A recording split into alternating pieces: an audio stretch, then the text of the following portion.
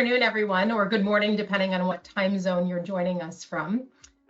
Thank you so much for joining our panel discussion on resilience today. This is part of a celebration of Women's History Month, and particularly special to be with these wonderful panelists on March 8th, which is International Women's Day. My name is Sam Phillips, and I have the distinguished pleasure of moderating this panel discussion today.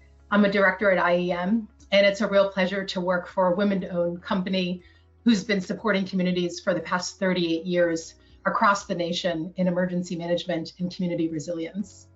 Before I introduce our panelists, I wanted to cover just a few housekeeping items.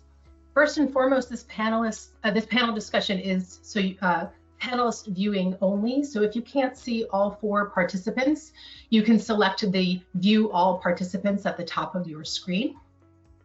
Secondly, we welcome questions, and you can send those to us using the GoToWebinar question feature or drop them in the chat, and we're going to endeavor to leave some time at the end to tackle those questions. Some of you have shared questions ahead of time, and thank you for doing that. We'll weave those into the conversation. There's some great questions and topics to further our discussion this afternoon. And then thirdly, for those who unfortunately can't join us live today, or if you want to revisit this conversation or share it with your colleagues and your network, we are recording this and it will be available via IEM's Facebook, Twitter, and LinkedIn pages. So check out that recording when we're finished here today. So without further ado, it's my pleasure to introduce our panelists, and I'll begin by starting with Victoria Salinas. Victoria is an appointee in the Biden-Harris administration and currently serves with the Department of Homeland Security Federal Emergency Management Agency. And she is the big title, senior official performing the duties of Deputy Administrator for Resilience. FEMA Resilience aims to help communities across the United States equitably adapt, survive, recover, and thrive in the face of natural disasters, climate change, and security threats through a variety of programs that aim to help communities better understand their risk, transfer risk through insurance, and build the capacity to protect, prepare, respond, and recover from disasters.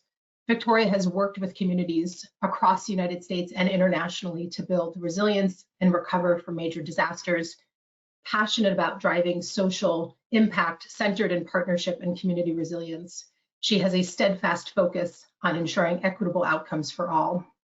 She's done many other things prior to her current role with FEMA, including serving as the Chief Resilience Officer for Oakland, California, working with the World Bank, United Nations, and in the nonprofit sector. So welcome, Victoria. We're thrilled to have you here. Secondly, I'd like to introduce Delilah Bruno. Delilah is the administrator of the Disaster and Emergency Services Division for the state of Montana. She began her career with DES in 2015, and since joining DES, she's dealt with numerous emergencies, including the COVID-19 pandemic, severe storms, tornadoes, flooding, drought, and wildfires. She's an avid supporter of comprehensive emergency management, preparedness, and planning with a very keen focus on disaster mitigation. Delilah served on many committees and is a leader in her field. She's previously the chair of the Emergency Management Assistance Compact, the EMAC Committee of the National Emergency Management Agency, NEMA, and she's also the co-chair of the Disaster Resilience Committee at NEMA. She also co-chairs Montana's State Emergency Response Commission and holds numerous membership positions in a wide variety of emergency management related committees. And a special note, she won the Governor's Award for Excellence in 2009. And finally, representing a wonderful West Coast community, Carol Parks is the General Manager for the City of Los Angeles Emergency Management Department. Carol was promoted to General Manager of Emergency Management Department in August of 2021 after serving as a Senior Emergency Manager with the city for over 20 years. During her career, she has provided oversight for both long and short-term citywide multi-agency and multi-jurisdictional coordination efforts. This includes implementation and oversight of various ongoing citywide initiatives, such as the execution of tsunami evacuation planning, disaster service worker programs, supply chain resiliency, disability access and functional needs planning and training, managing a comprehensive grants program, emergency management planning, and citywide community preparedness initiatives, including Ready Your Los Angeles Neighborhood. Carol comes to Los Angeles in her current position with 30 years experience at the city, county, and state levels. Previously, she worked with the Atlanta Fulton County Emergency Management Agency and the State of Georgia Emergency Management Agency. And a special note, Carol joined Los Angeles in 1998 and in 2000 became the first female African-American senior management executive to help transform the city's emergency management department into a world-class leader in preparedness, response, and recovery and mitigation. So I could not have written a better script for these tremendous women leaders, and it's such an honor to be with you today. So thank you for taking the time out of your day to be with us. So let's jump right in. And Victoria, maybe we could start with you and maybe shape the conversation on how do you sort of frame resilience and describe it to your colleagues and your friends, and what do you see your role as a leader in resilience? Thank you for that question.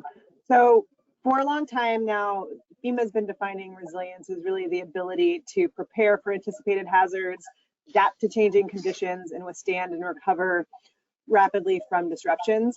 Having been a chief resilience officer and in the resilience space for a while, I think what the definition is really evolving as well to include not just those shocks that we experience a lot in disaster risk management, but those chronic stresses too that are eroding our community's ability to adapt, survive, and thrive on a daily basis. And so that's really how I see resilience, how we're looking at resilience, is that intersection of shocks and stresses that affect every aspect of our life in a very holistic way. And so when it comes to disaster resilience, it's keeping a firm eye on the intersection of shocks and stresses so that communities can thrive. Great, thanks. And Delilah, maybe same question to you. How do you sort of, in Montana and your work as a state emergency management director, what does resilience mean from that perspective?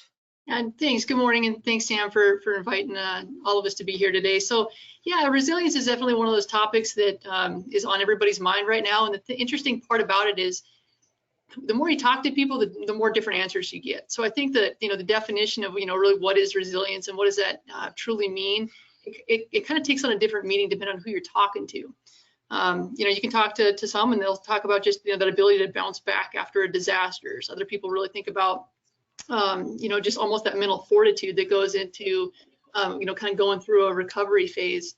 And others still kind of just think about all those preparedness aspects that come into the emergency management world. And I think that one of the responsibilities we have as leaders in our profession is to really look at resilience as, in my mind, I look at it as an outcome. It's all these things working together, whether you're looking really into the mitigation world or the response world or the recovery world.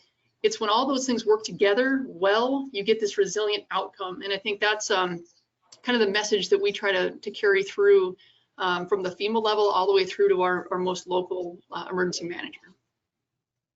Great, thank you. And Carol, maybe same question to you, just to kind of start us off and frame the conversation from the federal, state, and local perspectives.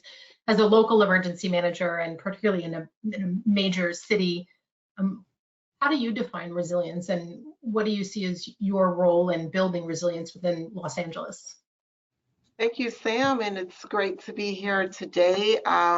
Great question, and if you look up the word, resilience, as it's been stated, it's the ability to bounce back quickly, and it can be from something minor or something major. And here in LA, it's something that we deal with on a day-to-day basis with so many different emerging threats and situations that happen. It's just the ability, to try to get back to a sense of normalcy very quickly. And, you can look at it from an individual basis, from a community basis, and from a citywide basis. And it's something that you have to keep doing over and over again, no matter what the eventuality is. So in short, it's that bounce back strategy. And given the scenario that you're dealing with and the people that you're working with, I think it's something that we personally have to have, and then work with those who are working with us to engage them in that same level of resiliency. Great, thank you all. Wanted to just jump right in and piggyback on something you all touched on, is sort of resilience as very much sort of a state of mind, but also an end state. And I'm curious how you know, there's a lot of emphasis on measuring success and measuring output and how that even ties into federal, state, and local budget initiatives. So what are some of the ways that you've been able to maybe quantify resilience, which seems like, somewhat a more qualitative measurement, but are there some things that you've looked at, quantitative, qualitative, to really measure resilience? And Delilah, maybe I'll start with you, because I think you're the one, you sort of first mentioned this resilience as an end state idea. Yeah, no, and I'll piggyback on that answer a little bit there. And you ask a wonderful question with how do you measure it? And I do think it's difficult. And some of the things that I think the reason it makes it difficult is, in all of our worlds, we're limited in resources, whether it's people or money or whatever it is. And so there tends to be that, that natural human nature of like, okay, if I'm working in whatever response, pick that area. You're very protective of your passion projects. The same if you're a mitigator or if you're working in recovery. So I think that building that harmony of program importance and prioritizing all phases of emergency management, that becomes incredibly important in order to get to that resilience outcome that we're talking about. So I think some of that is just acknowledging and promoting that messaging through our entire profession of, look, we're not in competition with one another. By building response capabilities, that does not mean we don't care about mitigation capabilities. When we invest in mitigation, we're not minimizing recovery and so forth. So I think looking at how we invest in different things and championing each other's priorities becomes really important across the spectrum of emergency management. And personally, I think that we need to do more investment in how we how our communities are prepared to respond. That doesn't mean the response is less important, right? So you just got to be really careful, I think, on how we quantify value in these areas and emphasize the fact that it takes all of us working together across the emergency management spectrum to achieve that resilient outcome. I have a picture in my mind where resilience is not a pillar in emergency management, but really kind of a foundational principle. Victoria, how about you? How does maybe at the federal level FEMA think about measuring resilience, and are there some metrics or some approaches to doing that? Yeah, absolutely. And I also want to back up a little bit. You'd also asked about not just the definition of resilience, but our role. And I realized I didn't actually get to that piece, but it dovetails with your second question. The way I really see FEMA's role in the resilience space is much like we've been in other mission areas, response and recovery, like a lead coordinator, helping create and be stewards of a national preparedness system, the disaster management cycle. And when it comes to resilience, the goal, the outcome that the national preparedness system is intended to deliver is a secure and resilient nation, right? And so there are very tangible things that can look like that we're also working closely with others to better define. But I do think we can learn as we really try and measure resilience. It can be as specific as what hazards and stressors is a community facing. And there's data now, plenty of tools to look at historic hazards and future hazards and see that a community is able to and supported to build, retrofit, invest in being able to deal with everything from flooding to extreme heat. Like that's a very, from like an engineering and an infrastructure perspective, like that's a very visible thing you can then measure and test and see whether a public housing facility was able to deal with extreme heat because we invested in cooling systems or something like that. And then similarly, I think we're in the process of trying to really articulate those national targets, like and what that means. And so it's certainly a work in progress, but there are things we can pull from. And I'm looking at Carol, a colleague from California, like an example that is very earthquake territory centric, but the state's always telling us everyone needs to be prepared for 72 hours to be on your own. And so that's like a goal. That's a tangible thing. You're either able to or you're not able to. But how you get there, how a resident of West Oakland and a resident of the Berkeley Hills are prepared for 72 hours looks very different and requires different partnerships, resources, approaches. but it's the same goal of being able to be self-sufficient and be able to be resilient for those hours after a major event. And so I think as we really get to outcomes, it's what does success look like? And even when we're talking about equity, resilience has to have equity at the core, because the inequities and disparities in our society is what drives long-term vulnerability, right? And so we can look at other sectors, other disciplines, whether it's disparities in life expectancy or in health outcomes, and that's very tied to resilience and what we're doing before, during, and after a disaster to make sure that communities are being supported to close those gaps, because those are the gaps that really undermine individual, family, and community resilience. Great. And Carol, is from a local perspective, are there things that you're doing to kind of measure resilience, or how has LA kind of embraced this topic?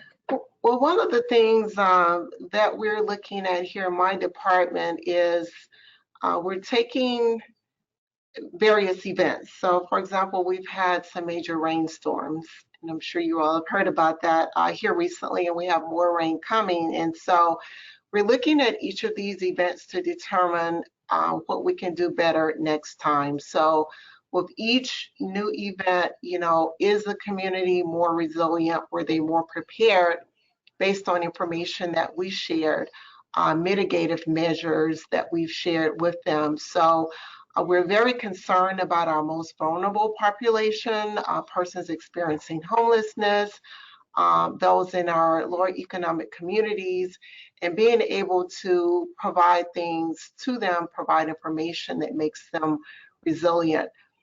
So we're measuring that.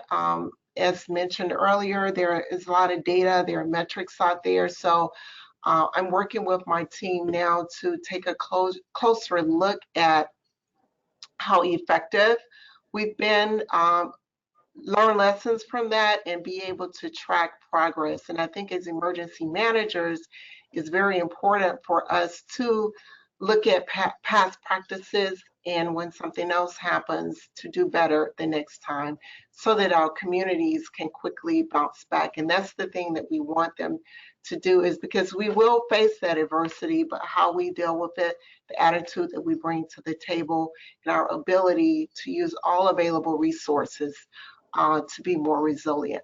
And so we're reaching out. It's way beyond what city government can do. It takes the whole of community.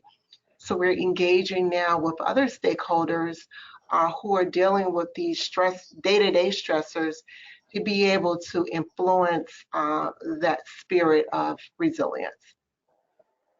That's great. Both, all of you have mentioned this notion of resilience really extending beyond emergency management, and in some cases, maybe sort of a new principle within emergency management, and some great opportunities to learn lessons from other disciplines. And this concept of emergency managers, whether you're at the local, state, or federal level, as conveners and coordinators. And so, Carol, maybe just to stay with you for a minute, you talked about this whole of community. What are some best practices for engaging that whole of community and really getting their buy-in, their participation in the pursuit of resilience? Well, it's all about what I call blue sky day relationship building. And it's getting out to find out who in our space or not in our space can help bring solutions and ideas. As I mentioned earlier, we have 4 million people here in a lot of different segments of the community, you know, from the valley down to the coastal communities, inner city communities. So we are working with our faith-based leaders, our non-governmental organizations, to talk more about these resilience hubs. A lot of times when something happens, the city will quickly ramp up our shelters, but we realize that everyone isn't coming to the shelters. We don't have enough of them. So there are other opportunities to maybe stand up community centers, places of worship, where people are familiar, so that they don't have to go 5 miles, but they can go maybe down the street to a place that they are familiar with, people that they know and engage with. So we are working, we have 2 such centers here currently resilience hubs, but we're working to expand them so that we can reach more of the community. And at these centers, they can come in and get day-to-day services that they need, but especially during times of disaster, they can go there and get any available resources. So it's a work in progress, and we continue to look for best practices. And I think it's something that will be really beneficial for us. Great. And Carol, just a quick follow-up. What sparked the creation of these resilience hubs? And what a great idea. And I'm curious if there was an event or just the evolution of the next step. Well, LA was one of the originating cities of the 100 Resilient Cities through the Rockefeller Foundation. A few years ago, we applied and we became one of the resilient centers. So it was cities. So it was an idea that started from there. Great. And Delilah, from a state perspective, you know, what are ways that you engage partners, and you know, maybe engaging partners directly, but also how are you supporting county and local government as they engage partners and build sort of a network of resilience providers? Yeah, definitely. So, you know, Carol nailed it. It really is about blue sky day relationships and our working relationships when we're not in the middle of a crisis. I guess the thread I'd like to pull on a little bit with that question has to really do with that idea of partnerships. It's a word we throw around a lot. And I think, and we're probably a little too loose with it. Sometimes when we especially, like, I'm gonna use our relationship with FEMA, we're like, we're gonna partner with FEMA on something, but sometimes what we're really saying is we need something from FEMA on this. Sometimes we need to kind of reframe that of like, what are we doing at our levels to make sure that we're being good partners with FEMA? What are we doing to be good partners with our local counterparts? And we really want that mutual kind of understanding that we really are better when we're trying to make each other better. So that's kind of a fundamental like element that I personally just think is invaluable when we're talking about building relationships, whether they're government relationships or with our nonprofits or whoever it is. If we're in it only to get something out of it, we're not truly being partners. So really always looking for that collaborative nature and resource sharing or expertise sharing or whatever that might be. That's just so fundamental. I did want to pull also just on a little bit of a thread there that Victoria mentioned early on with you know, equity and just how important that is in our communities. And it's as important in Montana as it is anywhere. And I think that's one of those questions that we've kind of been toiling with a little bit of what does equity really look like in our communities.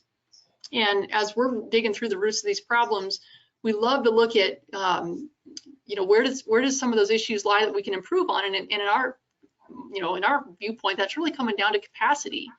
So no matter where you are in the country, no matter what level of government you're working on, where we're seeing, you know, problems is where, you know, whether those local governments aren't equipped enough with the right people who are the right trained, have the right training to perform some of the emergency management work. And you know, definitely there's a lot of programs that a person can plug into to learn about emergency management, but until you really immerse yourself into the work, a lot of it is on the job training. So I love addressing equity in all of our programs, and I really do think that equity and capacity are kind of, you know, in some ways they're two sides of the same coin.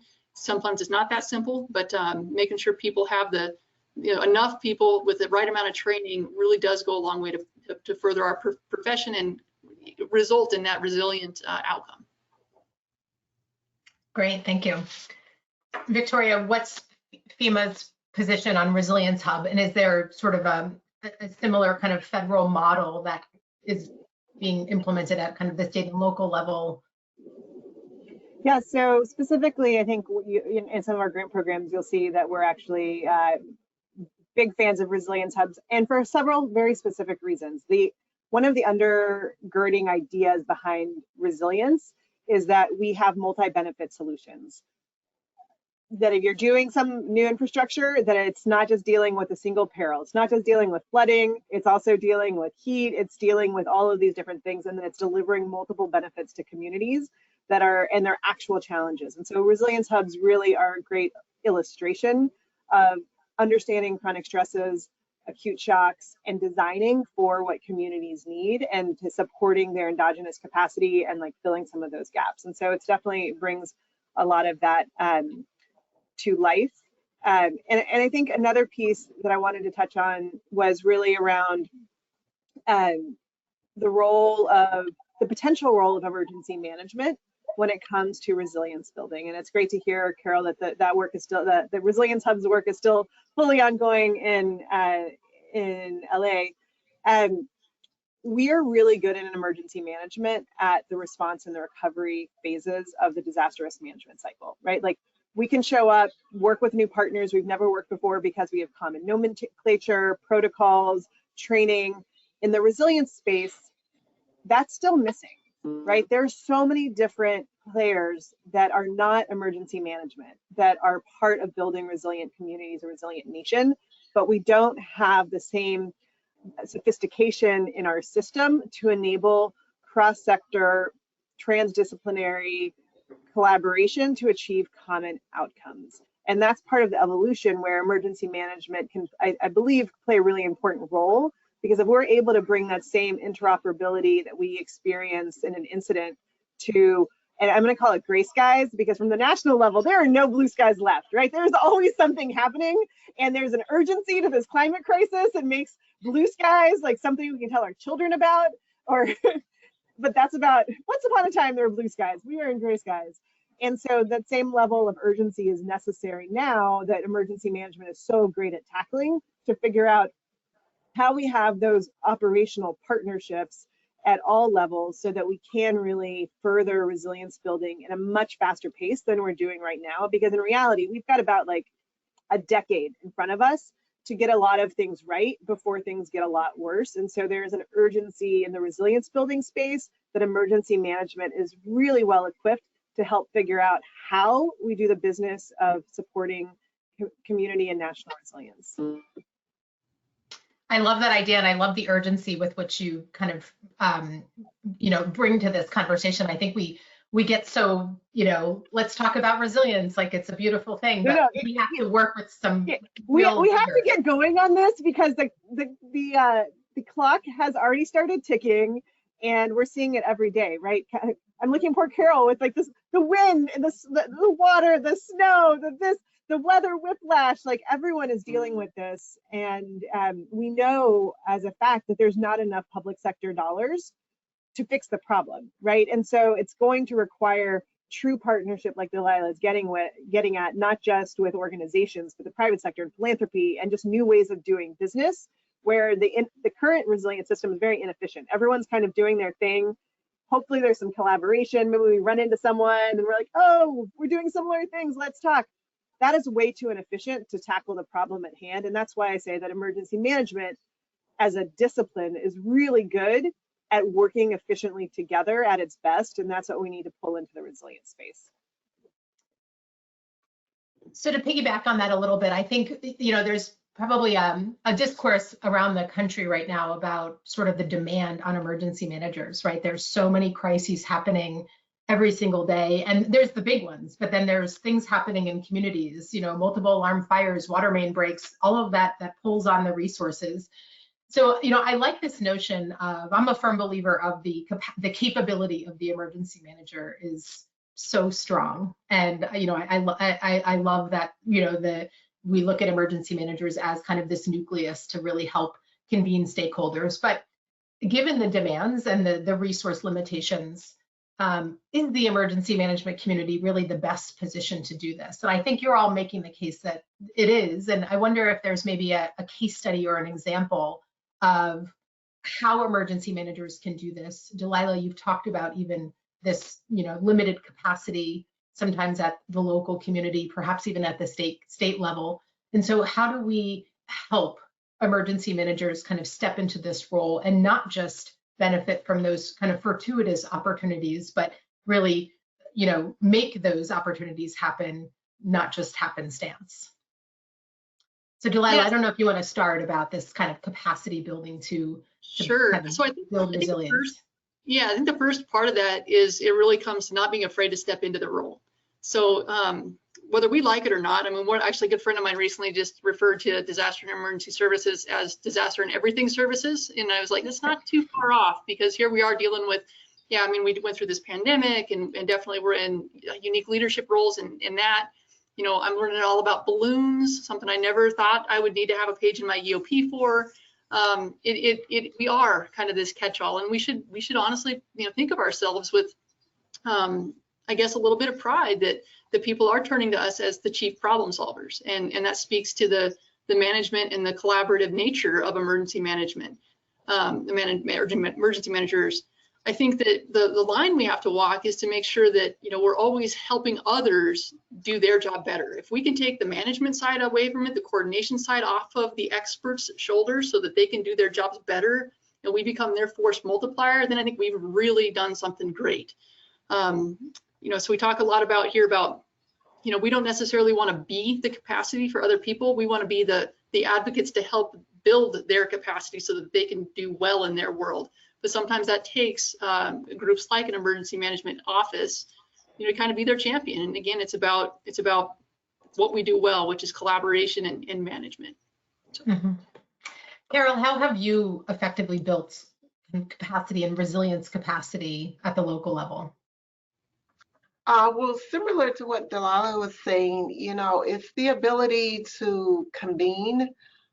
We pride ourselves on being able to bring the right collaborators to the table. And Delilah's right, we are being called on more and more for everyday issues to solve them. Right now, homelessness and the unhoused community is a huge conversation here. We're in a state of emergency due to our homeless crisis. And who of all agencies is front and center at the table on the topic? It's now the Emergency Management Department, or the Everything Management Department. But I think about how interesting things are evolving, because 10, 20, 30 years ago, it wasn't on our radar, but now it is. So we are working to continue to connect the dots, and then kind of step away and listen to see how we can continue to have that value add to the conversation. I was in a meeting just on yesterday about the homelessness situation here, and just hearing the new buzzwords and the terminology, hearing the providers speak, and then all of the government agencies who are involved in the conversation. While this is a very novel topic for us as emergency managers, we're learning what it takes to be able to address the situation. So what we're doing, again, is we're listening to see how we can add value. And then it's providing that sense of coordination and being that outside thinker who can provide the outside perspective. So what we're doing also is that we have activated our Emergency Operations Center. It's a very different type of activation, but we are using that ICS principles and all of the principles of emergency management to be able to layer on top of what the day-to-day experts are doing to be able to provide solutions. So it's going to be a very long-term discussion and situation that we're involved in, but we're wanting to be at the table on the topic so that when something happens, whether it's cold or extreme heat, we're able to influence the deliverables and build a more resilient community.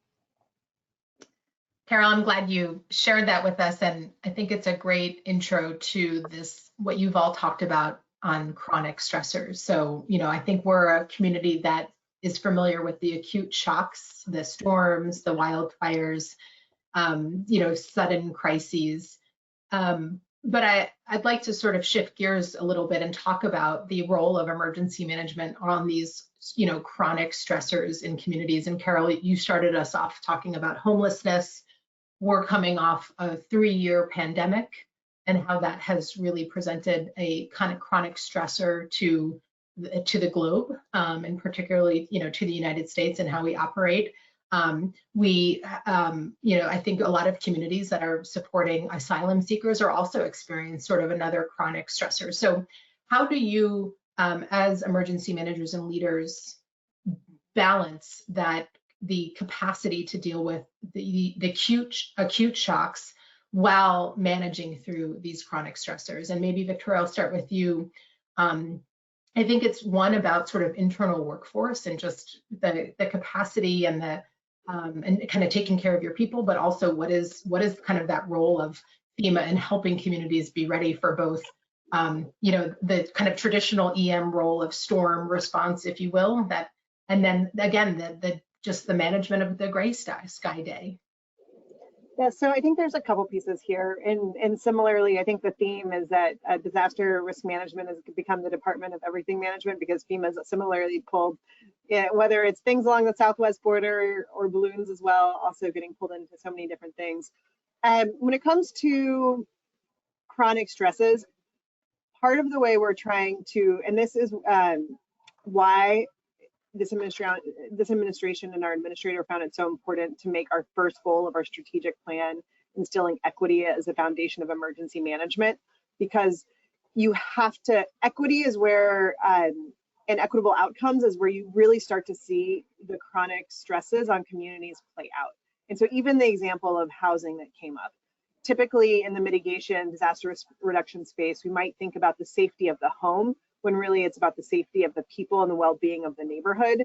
And so naturally occurring affordable housing is a huge issue in this nation, right? And so making sure that people can stay in their homes and don't fall into homelessness or become unhoused is actually a mitigation. It is deeply tied to risk reduction and mitigation. And there are things and programs we have that can be used to strengthen homes. And so it's all very tied together, because those are the people who are living in more fragile situations or on the edge are the ones who end up being most impacted by disasters when they do happen. And so part of what we're trying to do with our programs is really make them easier to use for community-centered, people-centered work. And I'll give you just one, because we're talking about housing, one little example. Our Flood Mitigation Assistance Program, FMA, it's been used by many communities to elevate homes.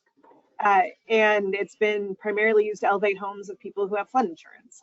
Not everyone can afford flood insurance because we haven't passed a sound financial framework. Still, I can see Congress from my office. They still haven't passed that part.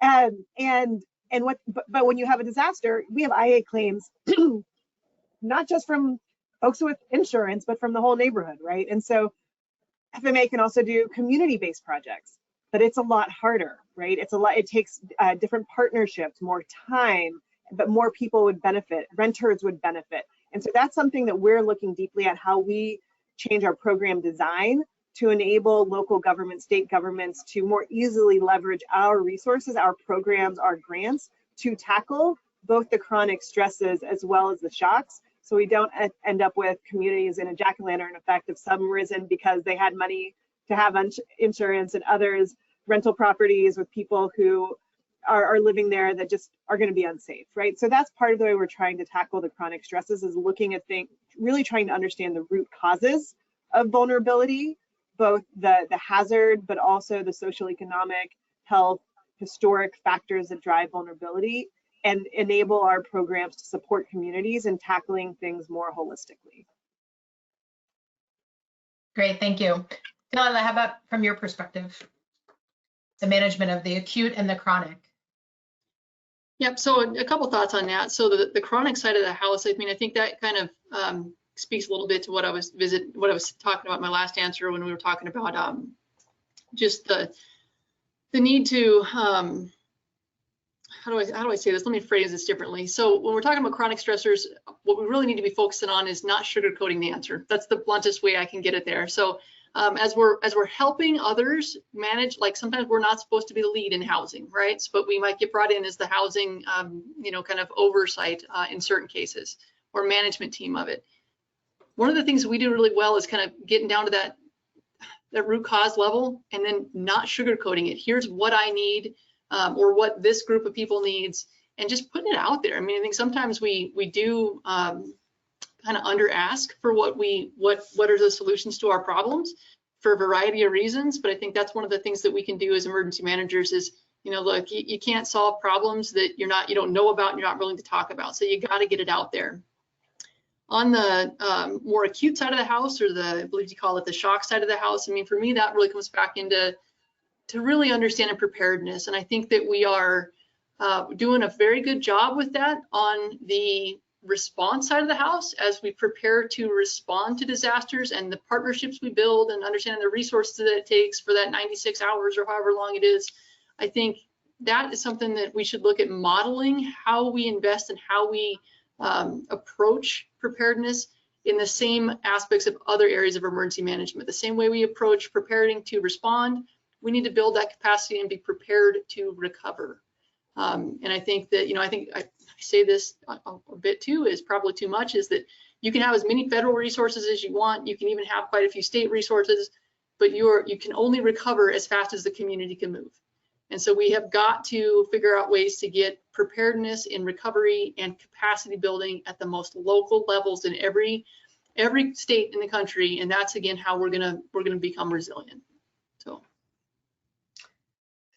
I think you've all sort of described maybe this sort of notion of disasters as being, as challenging as they are, sometimes opportunities, right? And I think, we've talked a little bit about some research even at the Institute of Medicine about rebuilding healthy communities post-disaster. And this, it does give you this opportunity to rethink partnerships, strategies, approaches to housing, approaches to equity.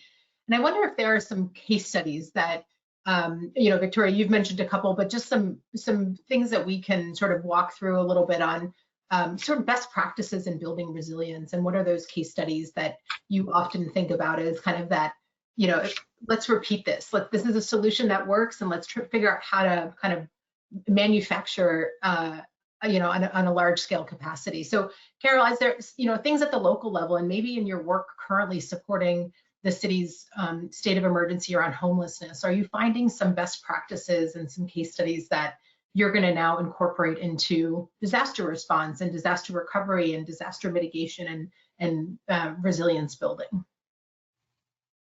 Thank you, Sam. And, there are a ton of studies out there, depending on what type of resilience we're looking at, whether it's individual, departmental, community-wide, even been involved. You were reading my intro about supply chain resilience. And so, yes, we are continuing to look at academia, reach out to academia, and to learn about best practices. And I think we need to do more of that because a lot of research is out there, a lot of case studies, lessons learned that we can apply here. But, I thought about it, and I'm going to do something that's probably a little different, because I think that no matter what the situation is that we're dealing with, whether it's a catastrophic event or, we are dealing with multiple events, it goes back to the simple thought of what we need to do in times of adversity to be resilient. So this is a personal case study that I wanted to share with the group that I use for myself and with my team. And as I look at the situations that are happening, and I'm not going to read it all, but I just encourage everyone to take a look at a poem, which I consider the best case study, is The Oak Tree. It's a poem by Johnny Ray Ryder Jr. And it says, "A mighty wind blew night and day. It stole the oak tree's leaves away, then snapped its boughs and pulled its bark until the oak was tired and stark. But still the oak tree held its ground while other trees fell all around. The weary wind gave up and spoke, how can you still be standing oak? The oak tree said, I know that you can break each branch of mine in two, carry every leaf away, shake my limbs and make me sway. But I have roots stretched in the earth, growing stronger since my birth.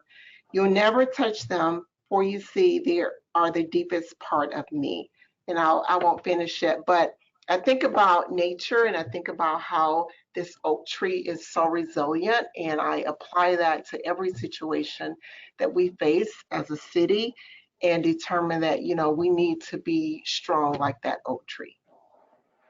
Carol, thank you for sharing that. I think that probably resonates with everyone listening today about the importance of kind of community resilience and the fabric with which our communities are built upon, but also kind of personal resilience. And and your roles as leaders and how challenging that can be, and how everybody kind of looks to you for resilience and to help them build resilience. So I think that's a great that is a great case study and a great message that we can all leave here today with.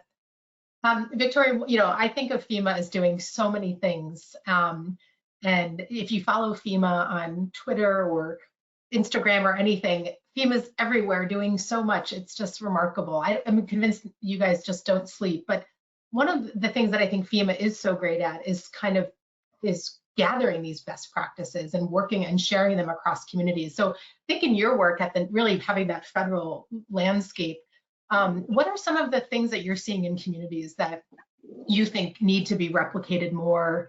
And how do we do that? How do we connect communities to good ideas? Yeah, so I think there's a lot, there are a couple of themes emerging in terms of what I would consider best practices, especially in the risk reduction resilience space.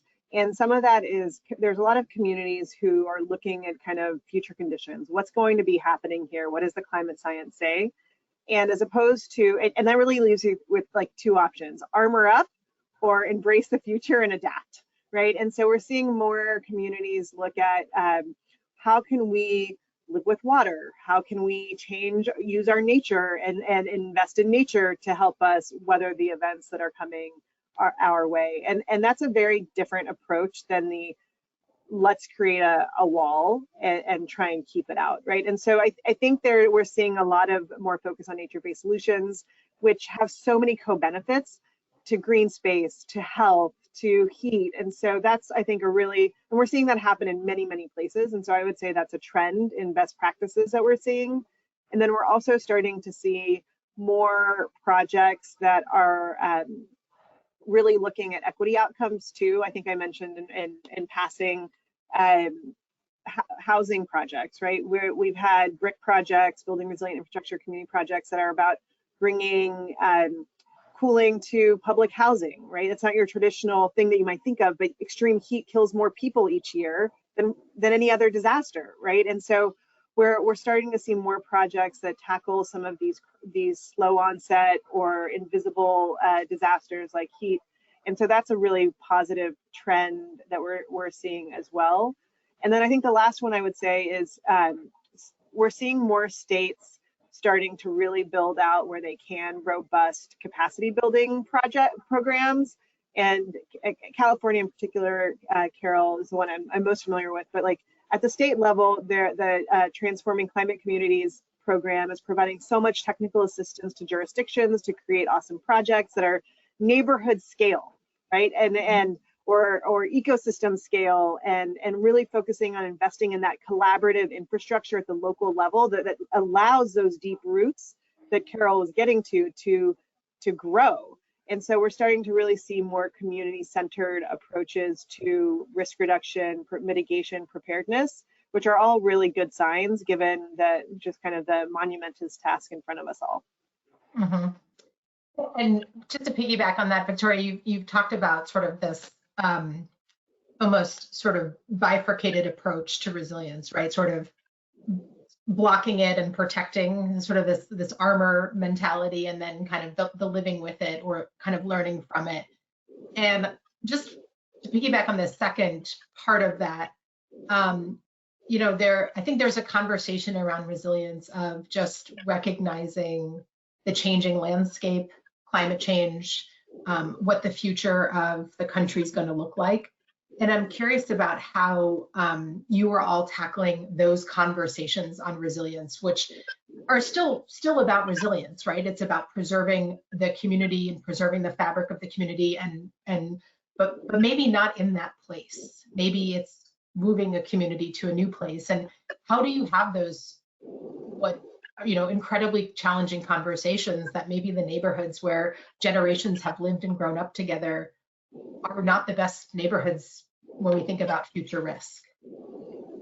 I'll give you just two concrete things we're doing at the federal level, recognizing that decision to move is a deeply personal one, both at the individual and community level.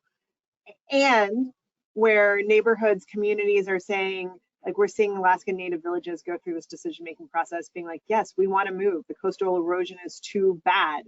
The federal assistance framework is currently very fragmented. So we have our work cut out for us as federal agencies to make it easy for communities facing existential questions like move or not move, to make that path easier for them. Similarly, after disasters, the way the funding comes for relocation oftentimes has a huge lag. That doesn't line up with the personal and community level decisions that people are trying to make in the wake of a big event. And so we're looking at how do we get dollars out the door sooner to those who want to make that decision. But right now there's the part of it's deeply personal. And if you decide to do something, it's really hard, right? So for those seeking to really make a big leap, we still have a lot of work cut out for ourselves as the federal interagency to make it a smoother process and a supportive one for those individuals, families, and communities looking to truly get out of harm's way long term. And Delilah, over to you maybe on some case studies or things that best practices from your work at the state level, but also maybe how you're supporting your communities. Yeah, so I mean, I think one of the things that we want to make sure we're doing here is looking at what's our investment in some of these projects. So I mean, right now we're working through our legislative session and really trying to put an emphasis on, you know, what is the state's commitment to disaster mitigation projects, and understanding just what threats are out there and what communities are asking for, because I think right now that, you know, there's way more work out there than there is funding. And we all know that, you know, there's limited dollars and limited processes on, you know, grant funding and everything else. So having an investment at a state level, I think, is incredibly important. And I think that that's something that we hope to be able to soon say, yes, look, we have this in place, and we do take mitigation seriously, and as a result, the resiliency seriously. So I think that's good. The other thing I think is, you know, really kind of important is to learn from these recent events. I mean, look at COVID and look at the supply chain issues and just the global disruption from the fragility of our supply chain. I think in Montana, we're largely agricultural based, as is a lot of the nation. And I think it is appropriate to ask some questions on, you know, things like food security and safety. And, you know, those are things that, you know, could be incredibly big challenges for us here in the next very short period of time, unless we start putting some attention to it. So always looking to the past to try to figure out how to make things better, but certainly using the techniques of the past, not necessarily the way to go. We got to be thinking of what do we need to be doing 10 years from now, 15 years from now, and basically do it today to move a little faster than we typically do. Great, thank you. I want to just pivot. We have a few minutes left, and I want to give each of you some time for just a few closing remarks and reflection. But we did receive a few questions just about your role as women leaders in this field, and we'd be remiss on International Women's Day to not just take a moment to talk, to hear your thoughts on that. And Carol, maybe I'll start with you on just your perspectives as a woman in what is a field that is rapidly diversifying, both gender and race and ethnicity, but just what does it mean to be a woman in the emergency management and maybe broader public safety field? Well, it feels great knowing that when I first started in my career, there were not a lot of people who looked like me in the profession. So now that we are where we are now, 2023, I am glad to be able to serve. I feel very humbled. I never thought that I would, you know, be on this path or this career journey, but it has allowed me to learn a lot and meet a lot of incredibly great women such as yourselves on this panel today. And also, you know, Sam, I'm really thinking about the future generations. We had a camp here last summer called Hurricane, and we were able to look into the eyes of young women 15 to 30 years of age and share with them what it means to be an emergency manager. And it was, there were some emotional moments because they were able to, you know, dream about their future and anticipate what they could do in this career, whether it's, you know, law enforcement, fire, or emergency management. So I think it's great to be able to share our stories and to inspire others because we do bring a level of passion to the profession, a level of determination. It's not easy. You know, I'm a wife, I'm a mom, and I work in the community as well. And being able to balance all of that while still serve in this capacity is truly a balancing act. But it is, you know, my humble privilege to be able to make a difference. Well, and thank you for your service. Delilah? Yeah, so I mean, I think what I love about emergency management is that, you know, we get to be, you know, very service-driven problem solvers, and we show up every day with that mentality. I love the fact that some of the hardest problems come to us, and being able to, you know, be a woman representing the fact that we can do this. We are, you know, we can represent this community well, and I love it when problems that can't be solved elsewhere fall in our laps, and we get to you know, tear them apart and hopefully fix things. So it's a privilege is really what it comes down to, and I'm honored to be here today with everybody on the screen, and just love this profession and love that it's growing into something that is available to all of us. So. Great, thanks. And Victoria? I think that we're at a very unique inflection point in human history, and the growing number of women in this field is like part of that inflection point. And basically, emergency management is at the center or at the foundation of healing our planet, taking care of communities, creating connection between the whole society. Like, resilience really is helping us move forward as like at a planetary level in the century to come.